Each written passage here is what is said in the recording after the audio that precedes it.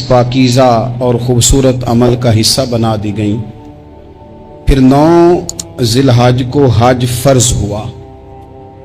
نبی پاک صلی اللہ تعالی علیہ وسلم نے حضرت ابو بکر صدیق کو امیر حج بنا کے رخصت فرمایا۔ دیکھیں کہاں کہاں محبوب انہیں اپنا نائب بناتے ہیں۔ اب 9 کو تو حضور نے حضرت ابو بکر صدیق کو امیر حج بنایا اور پھر اعلان فرمایا۔ جہاں جہاں مسلمان آبادیاں تھیں وہاں اعلان کر دیا گیا کہ آئندہ سال رسول پاک علیہ السلام خود حج کے لیے تشریف لے جائیں گے۔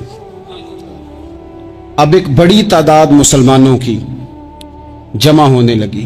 ذی قعدہ کے آخری ایام میں ہزاروں کی تعداد میں لوگ مدینہ شریف میں جمع ہو گئے۔ ظہر کی نماز کی ادائیگی کے بعد سیرت نگار کہتے ہیں کہ 28 ذی قعدہ تھی۔ نبی پاک علیہ السلام ظہر پڑھ کے حج کے لیے نکلے، اور جہاں آج ذوالحلیفہ ہے، ابیار علی جس جگہ کو کہتے ہیں، میقات مدینہ بھی کہا جاتا ہے، وہاں اللہ کے محبوب نے پہلے رات گزاری۔ وہیں پہ نبی پاک صلی اللہ تعالی علیہ وسلم نے احرام باندھا، حضور تشریف لے گئے۔ یہ حج قران تھا۔ نبی پاک صلی اللہ تعالی علیہ وآلہ وسلم کے ساتھ اس طرح لوگ امڑ کے آئے، جہاں جہاں سے لوگ تھے مسلمان وہ سارے جمع ہوئے حضور کے ساتھ اللہ کی بارگاہ میں حاضر ہونے کے لیے۔ 1,40,000 صحابہ، یہ ایک ہی دفعہ صحابہ کا اتنا بڑا مجمع جمع ہوا ہے، ایک ہی دفعہ۔ اور حضور علیہ السلام کی خواہش تھی کہ یہ سارے لوگ وہاں پہنچیں۔ محبوب کریم علیہ السلام 4 ذی الحج کو حضور علیہ السلام نے طواف کیا، صفا مروہ کیا، احرام نہیں کھولا، قربانیاں ساتھ تھیں، چونکہ یہ حج قران تھا۔ اللہ کے رسول صلی اللہ تعالی علیہ وآلہ وسلم نے پھر 8 ذی الحج کو ظہر کی نماز جا کے منا کے میدان میں ادا کی۔ 9 ذی الحج کو مسجد نمرہ کے پاس کوہ صبیر پر جب سورج کی کرنیں چمکیں، قربان جائیں کیا نظارہ ہوگا۔ لبیک لبیک کی صدا آ رہی ہے، دے کون رہے ہیں؟ مدینے والے محبوب صلی اللہ علیہ وسلم۔ حضور اس لشکر حسن کو لے کر، اس نور بھرے قافلے کو لے کے، یہ کون ہیں جو حضور کے ساتھ سارے نکلے ہیں؟ یہ کون ہیں سارے؟ یہ وہ فیروز بخت سعادت مند لوگ ہیں کہ ان میں سے جس نے ایک دفعہ بھی ایمان کی حالت میں حضور کو دیکھا اور پھر خاتمہ بالخیر بالایمان کے ساتھ دنیا سے رخصت ہوئے، یہ وہ لوگ ہیں کہ ولی اگر 60 سال بھی سارا دن روزہ رکھے، ساری رات نفل پڑھے، ہر برائی سے بچے، لیکن پھر بھی کسی صحابی کے قدموں کی خاک تک کو نہیں پہنچ سکتا۔ اور صحابی زیارت سے بنتا ہے، ولی عبادت سے بنتے ہیں۔ نبی پاک صلی اللہ تعالی علیہ وسلم کے وہ سارے صحابہ کون ہیں؟ الصحابہ النجوم، یہ حضور کی چاروں جانب یہ چمک رہے ہیں، انہیں خود میرے نبی پاک نے ستارے فرمایا ہے۔ ایک سمت علی، ایک سمت عمر، صدیق ادھر، عثمان ادھر۔ ان جگمگ جگمگ تاروں میں بھلا مہتاب کا عالم کیا ہوگا؟ اور ہر کوئی فدا ہے بن دیکھے تو پھر دیدار کا عالم کیا ہوگا؟ تو نبی پاک صلی اللہ علیہ وسلم نے یہ وہ موقع تھا، 9 ذی الحج میدان عرفات، حضور صلی اللہ علیہ وسلم نے ظہر کی نماز ادا فرمائی، اور پھر کچھ توقف کے بعد حضور کے لیے اونٹنی پر کجاوا سجایا گیا۔ حضور اپنی کسوا نامی اونٹنی پر سوار ہوئے، میرے محبوب نے خطبہ دینے کا ارادہ فرمایا۔ رب کریم نے ارشاد فرمایا، الیوم اکملت لکم دینکم، آج میں نے تمہارے لیے تمہارا دین مکمل کر دیا ہے، مکمل ہو گیا دین، اس کے بعد کوئی اور دین نہیں آئے گا۔ اس آیت نے بتا دیا کہ حضور آخری نبی ہیں، دین مکمل ہو گیا، اب کسی اور پیغمبر کی، رسول کی، دین کی، کتاب کی ضرورت باقی۔ آج میں نے تمہارے لیے تمہارا دین مکمل کر دیا۔ اور کیا خوبصورت لفظ ہیں قرآن پاک میں، فرمایا وَأَتْمَمْتُ عَلَيْكُمْ نِعْمَتِي، اور آج میں نے تم پر اپنی نعمتیں تمام کر دی ہیں، نعمتیں مکمل کر دی۔ وَرَضِيتُ لَكُمُ الْإِسْلَامَ دِينًا، اور اللہ فرماتے ہیں میں نے تمہارے لیے دین اسلام کو پسند کیا ہے، یہ میری رضا ہے، یہ دین، کہ دین اسلام تمہارے لیے پسند کیا ہے. کوئی بندہ ساری زندگی مخلوق کی خدمت کرے، ساری زندگی رستوں سے کانٹے اٹھائے، ساری زندگی خیر کا کام کرے، کسی کو تکلیف نہ دے، لیکن اگر مسلمان نہیں نا، اگر کلمہ نہیں نہ پڑھتا تو اس کی ساری عمر کی خیر بھی کسی کام کی نہیں. اس لیے کہ رب فرماتا ہے جڑ دین اسلام ہے، جڑ ہوگی تو پھر شاخیں قبول کی جائیں گی نا. تو اگر جڑ ہی سرے سے نہیں ہے تو خیر کرنے کا معنی. کچھ لوگ کفار کی، مشرکین کی تعریف کرتے ہیں کہ جناب بلے بلے اتنے ویلفیئر کام ہو رہے ہیں. تو یاد رکھو سب سے ضروری جڑ ہے. قرآن پاک میں رب تعالیٰ نے منافقین، مشرکین اور کفار کے اعمال کی بنیاد اس طرح کی بتائی ہے کہ جس طرح پتھر پر تھوڑی گرد پڑ جائے، ذرا ہوا کا جھونکا ہے یا بارش آئے تو پتھر صاف کا صاف ہو جاتا ہے. ان کے اعمال اس طرح کے ہیں. اس خیر کا کیا مطلب کہ جس خیر میں ایمان ہی شامل نہیں؟ جب تک بندہ مومن نہ ہو اس کا کوئی عمل بھی اللہ کی بارگاہ میں قابل قبول نہیں ہوتا. یہ آیت نازل ہو گئی، فرمایا دین مکمل ہو گیا. او میرے بھائیو، خدا را سوچو، کوئی شے مکمل نہیں دنیا میں، کوئی شے بھی. کروڑوں کا مکان بنا لو پھر بھی کوئی نہ کوئی نقص نکل ہی آتا ہے. کوئی دنیا میں شے مکمل ہے ہی نہیں. اگر کوئی شے مکمل ہے تو وہ مدینے والے رسول کا دین مکمل ہے. مکمل، جب ہم کہتے ہیں نا مکمل دین تو لوگ سمجھتے ہیں تو شاید سادی سی بات ہے. یہ وہ والی بات ہے جو دنیا میں کہیں نہیں پائی جاتی. جب یہ آیت نازل ہوئی تھی نا، بخاری میں موجود ہے، ایک بہت بڑا یہودیوں کا عالم حضرت عمر فاروق رضی اللہ تعالیٰ عنہ سے کہنے لگا یہ جو تم پر آیت نازل ہوئی ہے نا کہ دین مکمل ہو گیا، یہ اگر ہم پر نازل ہوتی نا تو جس دن یہ آیت نازل ہوئی ہوتی ہم نے ہر سال اسی دن کو عید بنا لینا تھا کہ دین مکمل ہو گیا. الیوم اکملت لکم دینکم، دین مکمل ہو گیا. ہم تو عید بنا لیتے. تو حضرت عمر کہنے لگے ہم پر بھی بڑا فضل ہے. جس دن آیت نازل ہوئی تھی عرفہ کا دن بھی تھا اور جمعے کا دن بھی تھا. ایک نہیں دو عیدیں تھی مسلمانوں کی، دو عیدیں تھی مسلمانوں کی، دو. عزیز بھائی، دین مکمل اللہ نے دیا. اور حضرت عبداللہ ابن عباس رضی اللہ تعالیٰ عنہ نے تو ایک مقام پہ اس کا ذکر بھی کر دیا. جب ان سے کسی یہودی نے کہا نا یہ آیت ہمیں ملتی تو ہم عید مناتے، تو فرمایا تم ایک مناتے نا، ہماری دو تھیں اس دن. جمعہ بھی تو مسلمانوں کی عید کا دن ہے نا. بہت سارے لوگ ہیں بیچارے جو کہتے ہیں اسلام میں عیدیں صرف دو ہیں، اور وہ بھی صرف پریشانی انہیں عید میلاد النبی والے دن ہوتی ہے، اس کے آگے پیچھے نہیں ہوتی. حالانکہ نبی پاک علیہ السلام نے کہا ہر جمعہ بھی عید ہے، خود حضور نے فرمایا، لیکن وہ اڑ جاتے ہیں کہ نہیں عیدیں صرف دو ہی ہیں. بھائی آپ یہ کہہ سکتے ہیں کہ اسلام کی معروف عیدیں دو ہیں، اپنے معنی اور مفہوم کے لحاظ سے جس کو یوم عید کہا جائے وہ عیدیں دو ہیں. نبی پاک صلی اللہ تعالیٰ علیہ وسلم نے میدان عرفات میں خطبہ دیا. یہ جو واعظ و نصیحت ہے نا، خطبہ، تقریر، یہ دنیا کر رہی ہے، کرتی رہے گی، کرتی چلی آئے گی، اور اس کو میرے نبی پاک علیہ السلام نے پسند فرمایا. خیر کی بات کرنے والے کو حضور نے دعا دی. محبوب فرمانے لگے اللہ جو میری حدیثیں یاد کر کے آگے پہنچائے اس کے چہرے کو تر و تازہ رکھنا. یہ ابلاغ دین بہت بڑی بات ہے اگر کوئی خلوص نیت سے کرے. لیکن کائنات ارضی میں وہ جو حضور کا خطبہ حجۃ الوداع ہے، وہ دستور ہے، وہ منشور ہے. انسانی حقوق پر اس سے بڑا چارٹر نہ پہلے کبھی تھا نہ قیامت تک دوبارہ بن سکتا ہے. اس کو خطبہ حجۃ الوداع کیوں کہتے ہیں؟ ایک تو مطلب یہ کہ حضور نے یہی آخری حج کیا، اور دوسری بات یہ تھی کہ اس خطبے کے تھوڑے ہی عرصے بعد میرے نبی پاک نے وصال ظاہری فرمایا. اور اس خطبے کو رسول پاک صلی اللہ تعالی علیہ وسلم نے شروع کہاں سے فرمایا؟ یہ خطبہ دیکھیں شروع کہاں سے ہو رہا ہے. انسان دنیا میں ملتا بھی ہے، جدا بھی ہوتا ہے.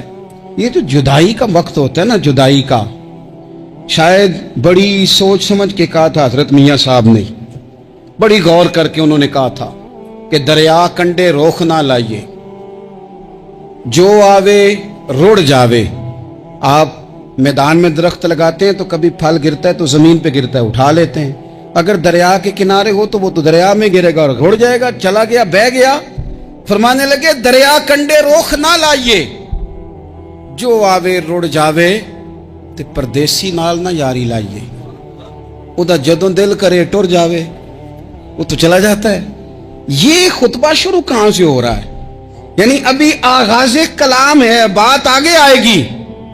आगाज़े कलाम है। मैं कह चुका हूं वली शायद इबादत करके बने, तकवा इख्तियार करके बने, वली अल्लाह की हराम करदा हर शय से इज्तनाब करके बने, वो जिसमें शुबा है उससे भी बचे तो फिर वली बने।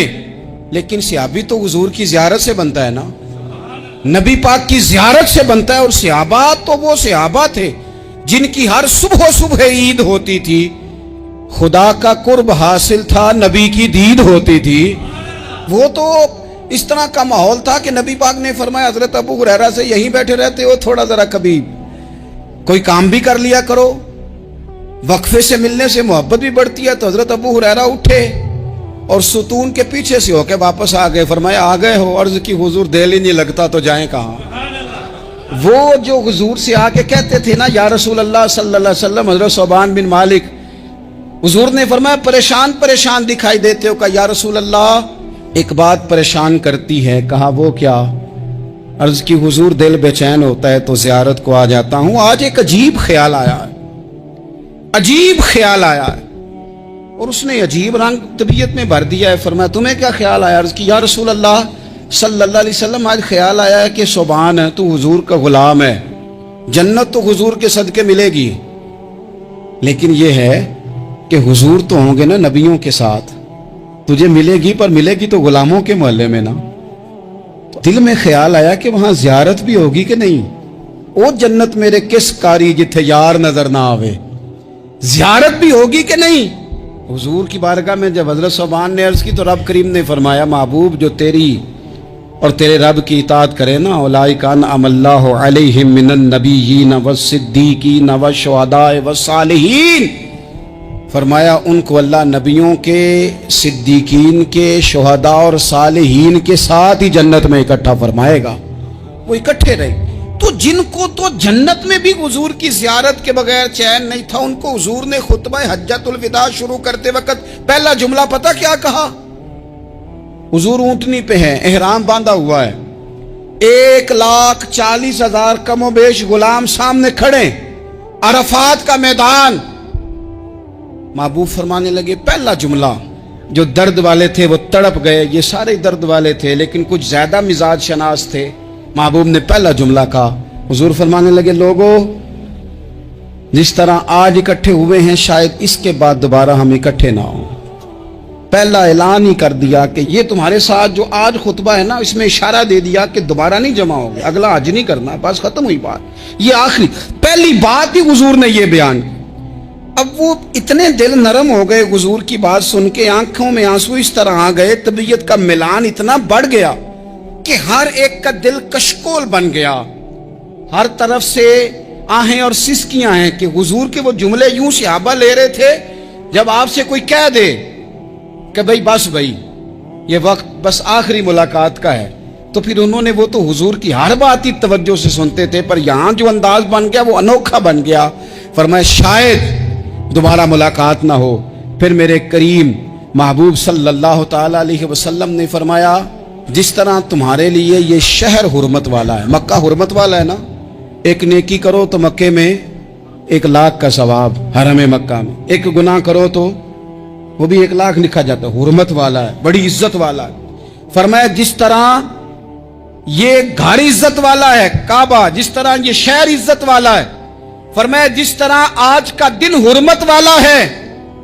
मुसलमानों मैं तुम्हें बता के जा रहा हूं, तुम्हें समझा रहा हूं, इसी तरह मैंने तुम सब पर एक दूसरे के माल और इज्जत को हुर्मत वाला कर दिया है। और सहाबा को ना हुजूर ने पहले ये सबक पूरा हुजूर ने पूछा, ये भी जरा कमाल है, ये बुखारी मुस्लिम की हदीस है।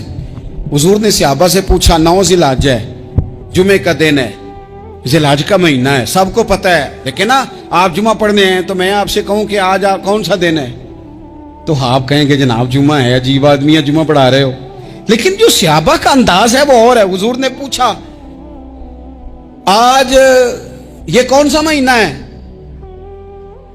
ये अदब है, ये मकाम है, ये वो मकाम है जहां बहुत सारे सिर्फ अकल वाले बंदे जो होते हैं ना वो बेचारे गिरते पड़ते हैं और कहते हैं जी बात आती हो तो बतानी चाहिए, ये क्या बात हुई जी, बंदा बोले ही ना, ये क्या लेकिन कुछ लोग ऐसे हैं जिनका धारा अदब कुछ और होता है, उन्हें ढेरों बातें भी आती हों तो हर जगह बात करने की नहीं होती, सब जगह कहानियां सुनाने की नहीं होती। हुजूर ने फरमाया कौन सा महीना है, कुर्बान जाएं। भैया को जुबान होके कहने लगे वल्लाहु व रसूलुहु आलम, अल्लाह जाने अल्लाह का रसूल जाने। सानू ते कैद सजन दा गहना है, ओ जिंज रखे असा उंज रहना है, हमें क्या पता।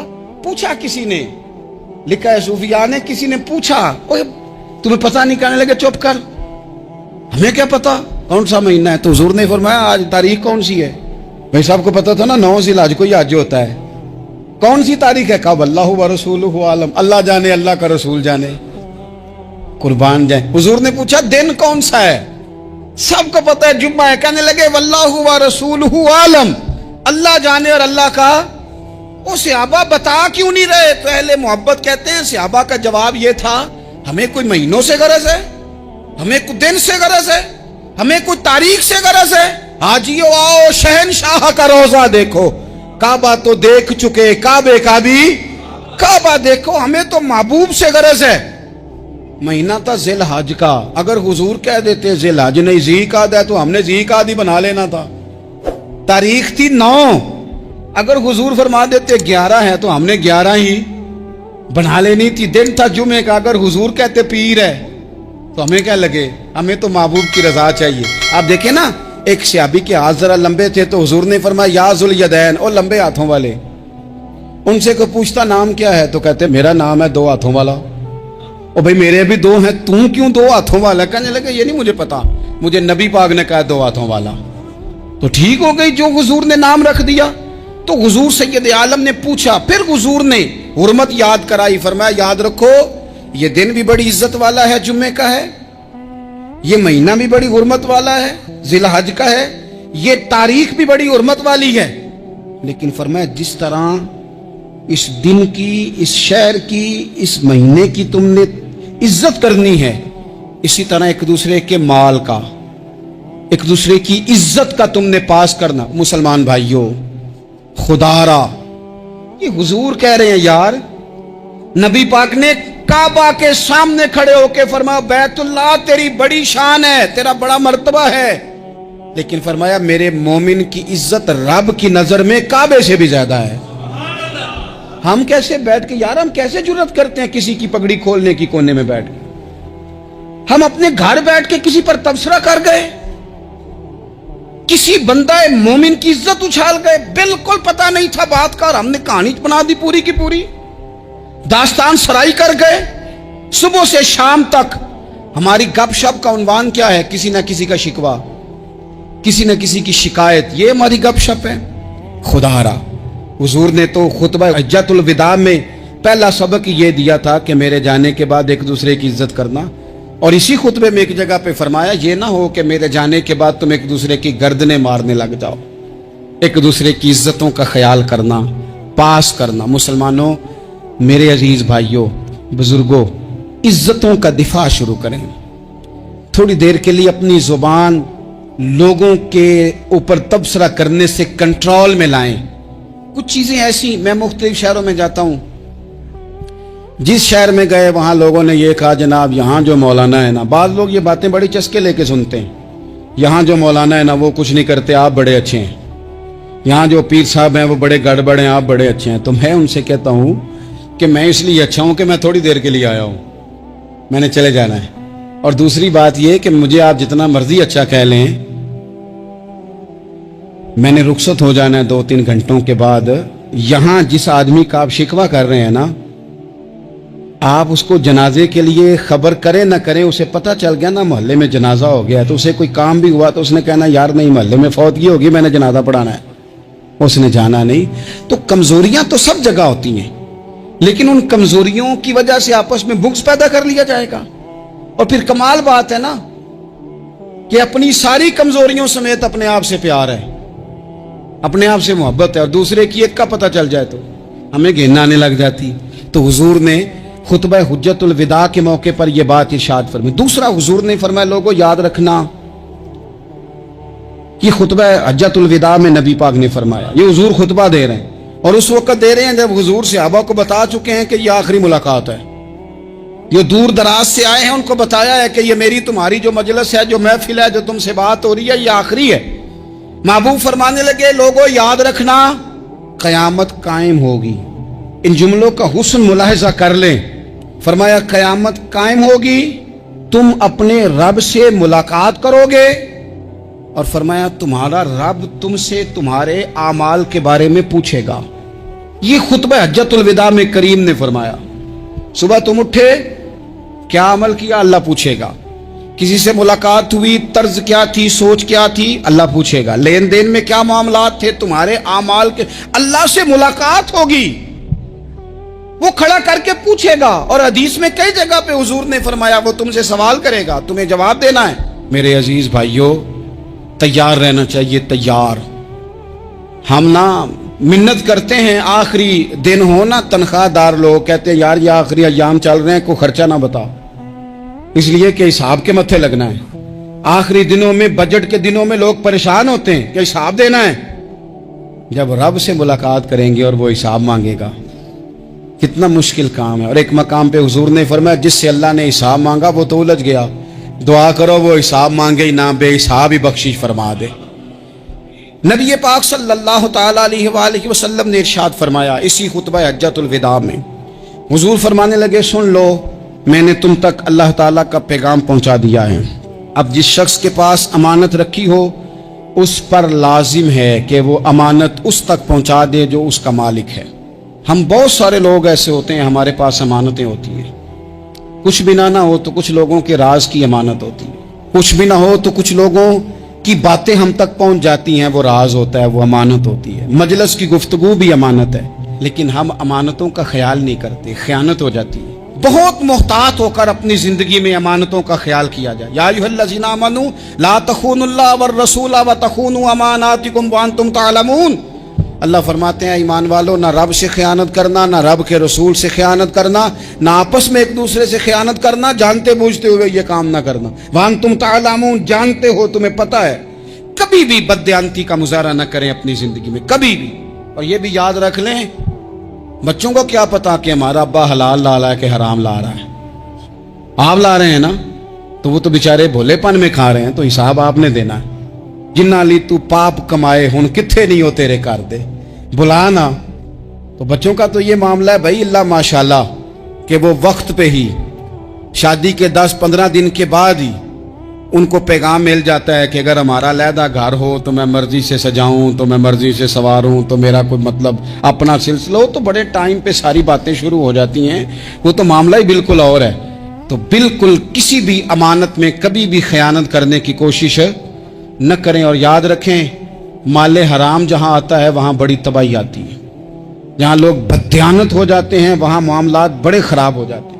اللہ تبارک و تعالیٰ دیانتداری کی توفیق عطا فرمائے. حضور نے خطبہ حجۃ الوداع کے موقع پر فرمایا میں نے آج جاہلیت کے سارے سود ختم کر دیے. نبی پاک میدان عرفات میں کھڑے ہو کے فرمانے لگے جس بندے نے بھی کسی سے پیسے لیے ہیں وہ اصل رقم دے گا، زائد نہیں دے گا. حضور کے بڑے قریبی تھے ایک، فرمایا انہوں نے بھی کچھ لوگوں سے پیسے لیے ہوئے، چونکہ وہ سب لوگ کرتے تھے، حرام ہی نہیں تھا.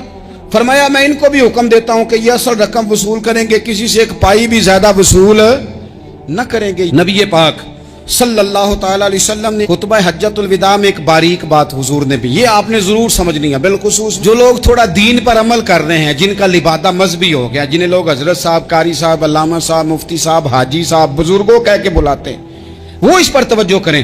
میرے نبی پاک صلی اللہ علیہ وسلم نے خطبہ حجۃ الوداع کے موقع پہ ارشاد فرمایا لوگوں شیطان اب مایوس ہو گیا ہے، وہ تم سے بتوں کی پوجا نہیں کرا سکے گا. ہاں وہ تمہیں چھوٹے چھوٹے گناہوں میں مبتلا کرے گا، وہ تم سے چھوٹے چھوٹے عیب کرائے گا، تم سمجھو گے یہ تو غلطی کوئی نہیں. فرمایا اس سے بچ کے رہنا. اب وہ مایوس ہو گیا، بتوں کی پوجا نہیں کرا سکتا، تمہیں اپنی پوجا نہیں کرا سکتا، لیکن چھوٹی چھوٹی غلطیاں.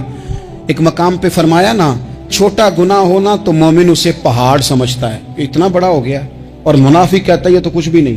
تو اپنی زندگی کے اندر چھوٹی چھوٹی کوتاہیاں، حضرت سعدی فرمایا کرتے تھے سیلاب اچانک نہیں آتے، پہلے چھوٹا سا سوراخ ہوتا ہے، دریا کے کنارے میں، اسے بند نہ کیا جائے پھر بڑا ہو جاتا ہے۔ پھر وہ ٹائم آتا ہے کہ بند ٹوٹ جاتا ہے، بستیاں ڈوب جاتی ہیں۔ پہلے چھوٹا گناہ انسان کرتا ہے، چھوٹا، پھر اس سے آگے بڑھتا جاتا ہے اور بڑی بڑی غلطیاں ہوتی ہیں۔ اللہ تبارک و تعالی ہمیں رائی کے دانے کے برابر بھی غلطی کرنے سے محفوظ فرمائے۔ نبی پاک صلی اللہ تعالی علیہ وسلم نے اسی موقع پر ارشاد فرمایا، لوگو اللہ سے ڈرتے رہنا اور میں تمہیں عورتوں کے ساتھ بھلائی کی وصیت کرتا ہوں۔ فرمایا رب نے تمہیں اختیار دیا ہے، عورتیں تمہارے سپرد کی ہیں، ان سے اچھا سلوک کرنا۔ فرمایا اگر کبھی کوئی ان پر تمہیں سختی کرنی بھی پڑے تو اتنی کرنا جتنی ان کی غلطی ہو، ان سے درگزر کرنا، ان سے پیار کرنا۔ اسلام نے خاتون کو باقاعدہ حقوق دیے، باقاعدہ۔ صحیح بخاری میں حدیث ہے، یہ جو نوجوان ہیں، مطالعہ کرنے والے، پڑھنے سننے سمجھنے والے، یاد رکھا کریں ان چیزوں کو۔ حضرت بریرہ رضی اللہ تعالیٰ عنہ حضرت عائشہ صدیقہ کی کنیزہ ہیں۔ حضرت مغیث رضی اللہ تعالیٰ عنہ ایک صحابی ہیں، ان کی وہ اہلیہ ہیں، وہ اپنے خامد سے علیحدگی چاہتی تھی۔ ان کے خامد بڑی محبت کرتے تھے، علیحدہ ہونا نہیں چاہتے تھے، خاتون رہنا نہیں چاہتی تھی۔ انہوں نے بڑی سفارشیں کرائیں کہ میرا خامد، میری بیوی مجھ سے صلح کر لے، حالانکہ وہ خاتون کنیز ہیں، خادمہ ہیں، کوئی بڑے قبیلے سے بظاہر تعلق نہیں۔ بالآخر انہوں نے گزارش کی، سیدہ عائشہ صدیقہ رضی اللہ تعالیٰ عنہ سے کہا، کچھ اور ذرائع اختیار کیے۔ حضرت مغیث نے رضی اللہ تعالیٰ عنہ، ان کے شوہر نے، کہ نبی پاک علیہ السلام کی خدمت میں عرض کریں، حضور میری سفارش کریں کہ یہ مجھ سے صلح کر لیں۔ تو نبی پاک علیہ السلام نے حضرت بریرہ رضی اللہ تعالیٰ عنہ جو کنیزہ ہیں، خادمہ ہیں، ان کو بلا کے کہا تمہارا خامد صلح کرنا چاہتا ہے۔ یہاں برادری کا بڑا کے کہتا ہے، پتر میری بھی نہیں تو گل رکھنی، وہ میرے ککھاں دا بھی نہیں تو، کیا کہہ رہے ہیں آپ؟ اللہ نے اسے حق دیا ہے، اور جسے حق اللہ دے اس کا رسول دے، اس سے کون ہوتا ہے کوئی حق چھیننے والا؟ نبی پاک صلی اللہ علیہ وسلم نے حضرت بریرہ سے کہا تمہارا خامد صلح کرنا چاہتا ہے اور وہ روتا ہے تمہارے لیے، اور اس نے بڑی سفارشیں کی ہیں، تم اس سے صلح کر لو۔ حضرت بریرہ رضی اللہ تعالیٰ عنہ عرض کرنے لگی، یا رسول اللہ صلی اللہ علیہ وسلم آپ جو حکم کریں میں حاضر ہوں، ایک بات پوچھ سکتی ہوں؟ ایک گزارش کر لوں؟ ایک صرف حضور میرا بولیا چولیا معاف کری، ایک بات کر لوں؟ تو کہا کرو۔ عرض کی یا رسول اللہ یہ آپ کا حکم ہے یا مشورہ ہے؟ یہ محبوب کی بات ہے، محبوب کی۔ کوئی بزرگ کیوں جبر کرتا ہے کسی پہ؟ کوئی حضرت شیخ کیوں کہتے ہیں زبردستی عورت کو کہ تو جا؟ نبی پاک صلی اللہ علیہ وسلم نے فرمایا صلح کر لے۔ یا رسول اللہ ایک بات عرض کروں؟ کرو۔ حضور حکم ہے کہ مشورہ ہے؟ تو نبی پاک نے فرمایا نہیں، مشورہ ہے۔ تم عاقلہ ہو، بالغہ ہو، اسلام تمہیں با اختیار کرتا ہے، چاہو تو رہو، چاہو تو خلا لے لو۔ عرض کرنے لگی حضور اگر مشورہ ہے تو پھر میں مغیث سے صلح نہیں کرنا چاہتی۔ میرے محبوب نے فرمایا تو جس حال میں راضی ہے میں بھی راضی ہوں۔ ٹھیک ہو گئی بات، ختم ہو گئی۔ حضور نے کوئی زور نہیں، اتنے اسلام حقوق دیتا ہے عورت کو، کسی کو اجازت نہیں کہ وہ جبر کرے، وہ ظلم کرے۔ میں آ گیا ہوں صلح نہیں کرنی، بے تو کیوں آیا ہے؟ تو نے وقت گزارنا ہے، جانے وہ خامد کس طرح کا ہو۔ تو نبی پاک صلی اللہ علیہ وسلم نے خطبہ حجۃ الوداع کے موقع پر فرمایا عورتوں کے ساتھ اچھا سلوک کرنا۔ اللہ تبارک و تعالی جو حج پڑھا